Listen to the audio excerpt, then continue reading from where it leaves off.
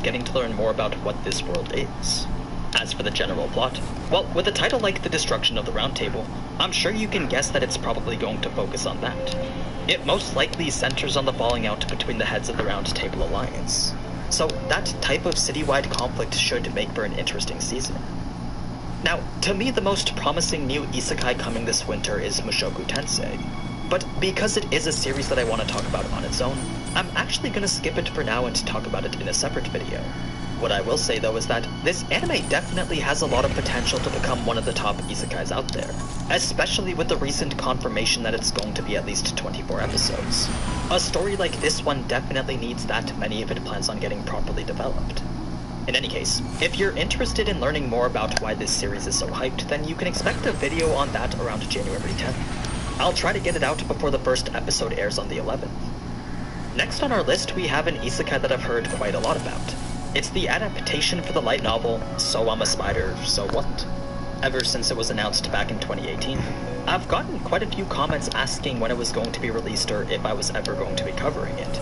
Well, unfortunately, because literally every good isekai decided to come out this season, I won't have enough time to be doing a dedicated series on it. But the good thing is that it is finally here. In terms of quality, I'm honestly not too sure what to expect considering it's made by the same studio that did 2016 Berserk. But I do know that the source material is rated fairly highly. So hopefully all this CGI that we're currently seeing in the trailer isn't so unappealing that it detracts from the story. As for what the story's about, well, it's similar to Tensura in the sense that our protagonist dies then reincarnates as a non-human creature. But instead of a slime, she becomes a spider. One hatchling out of thousands that are sprawled all throughout this massive cave. As you'd expect, there is a points-based leveling system that allows her to get stronger, but the only way to get points and subsequently level up is by pretty much surviving. So that means beating stronger monsters or doing dangerous tasks. Now, this may initially sound like a typical dungeon crawl type adventure, but that's not all there is to it. Yes, there are the typical game elements and isekai tropes, but the way they're used aren't exactly how you'd expect them to be used. Without getting into any spoilers, it's another one of those isekai where the world becomes more interesting as it grows. So, as long as the studio does a half-decent job with the animation, I definitely think this series would be worth your time as well. Moving on to the strictly fantasy anime now, first we have the adaptation of the light novel, The Hidden Dungeon Only I Can Enter. A fantasy adventure where the protagonist actually isn't overpowered at all. He's just a son of a lesser noble with not much to offer in terms of, well, anything. Although magic isn't one of his strong points either, he does possess a rare magical ability that allows him to consult a great sage. A person who can teach him and only him how to become strong.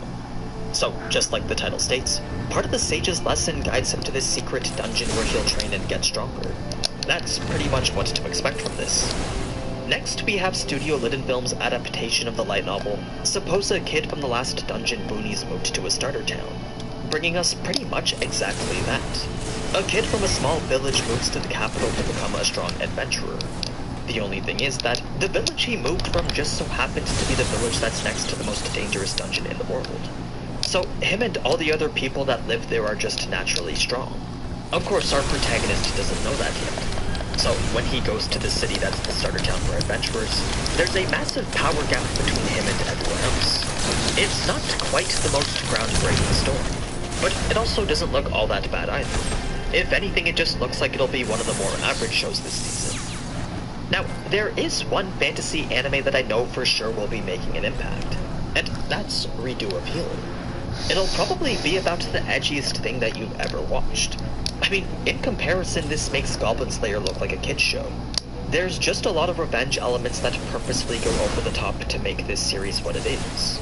So, it's not really an anime that's meant for the more sensitive people. That said, if you're looking for an overpowered protagonist whose very existence embodies the meaning of the word sadism, then you'll probably really enjoy watching Redo of Healer. I mean, the whole point of this show is to see our main character get his revenge in the most fitting way possible. It's kind of like watching Shield Hero's trial episode over and over. Just add in a little bit more violence and a lot more nudity. Now, I'm sure a few of you are wondering how they're going to approach the more explicit scenes. Well, you'd be happy to know that there are actually two versions of the anime being released. A regular TV broadcast version where there will probably be a censor bar across the screen 80% of the time. Then a more late-night edition called the redo version where everything will be shown completely uncensored.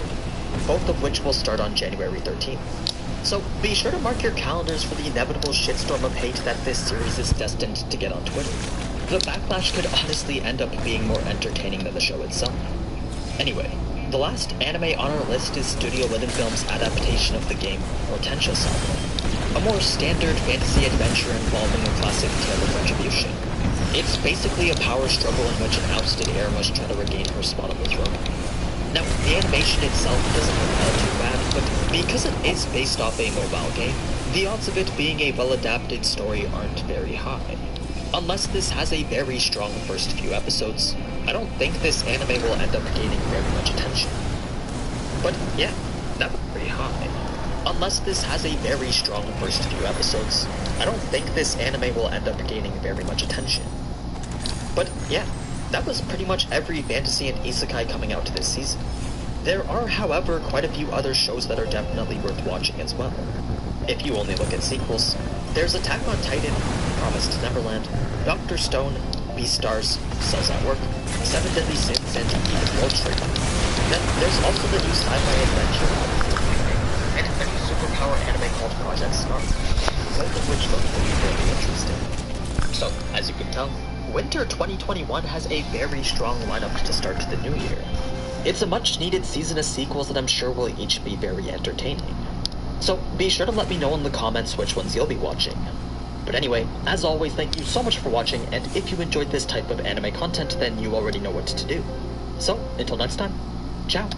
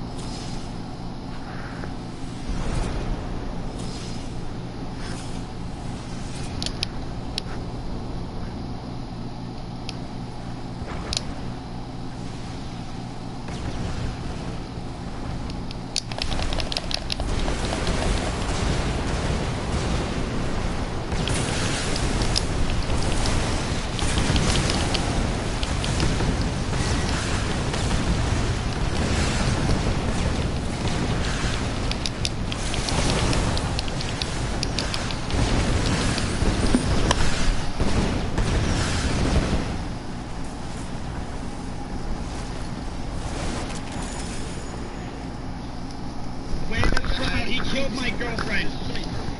Are you lying to me? Open up, Shroud. Open up. This is the police.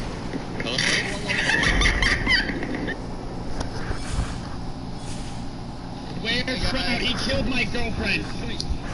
Are you lying to me? Open up, Shroud. Open up. This is the police.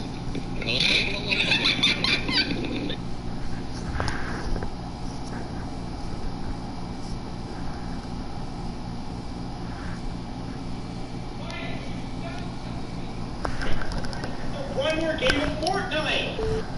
Oh, what's up? Welcome to my React channel. According to YouTube analytics, only 40% of you guys are subscribed. If you would like Chumpy to eat this summer, I suggest you do so. Thank you. Yes, also we have more important news than that. We have a lot of news today. So, not only are we playing Rust, not only do we have the YouTube Rewind where we can try to find out what Dream's face really looks like. Today's the day where we find out how much I weigh and how much I have to lose. So, how much you guys think I weigh? It's going to take you a while to type out the number, so I'll give you some time. 340. Really. You want to see how much I weigh? Okay. Okay. So, if you guys don't know what's happening right now, I am doing a weight loss competition with Milena and also Adet. So, we're going to see who loses the most weight, and whoever can get to 25 pounds lost first wins. So, there's no way in hell I'm losing 25 pounds. I'm going to try. We're going to see what happens. Look, if I can lose 20 pounds, I'll be happy. I just don't see 25 pounds happening at all. We can try it, though. So we're going to try it today. Thank you for the Twitch Prime. I do appreciate it. All right. Last I weighed 186 pounds. Ready? Boys, make your predictions right now. Go for it. Mods, make a prediction if it's over or under 180. Because I really don't even know at this point. Over or under 180. I'll let you look at me. You can judge everything. Here you go. How am I going to do this? I could just go right out there, but then I also could be lying. So, we need to call in the specialist. Russell just judged me immediately. He just called me fat the second I opened his door. So, Jack, look, I don't even have to turn the camera. Boys, it is Russell. Congratulations. He is going to be our moderator for this month. Give a round of applause.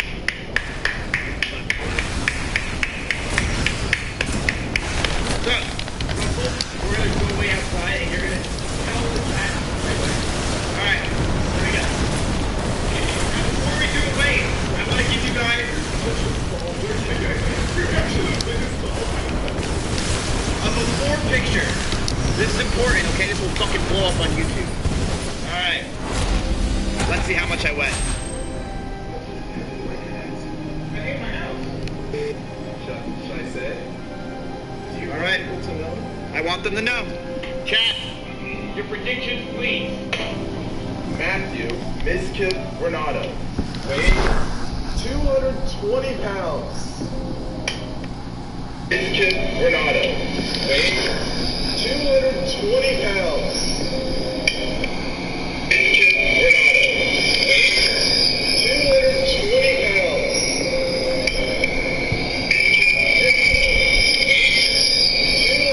Happy New Year!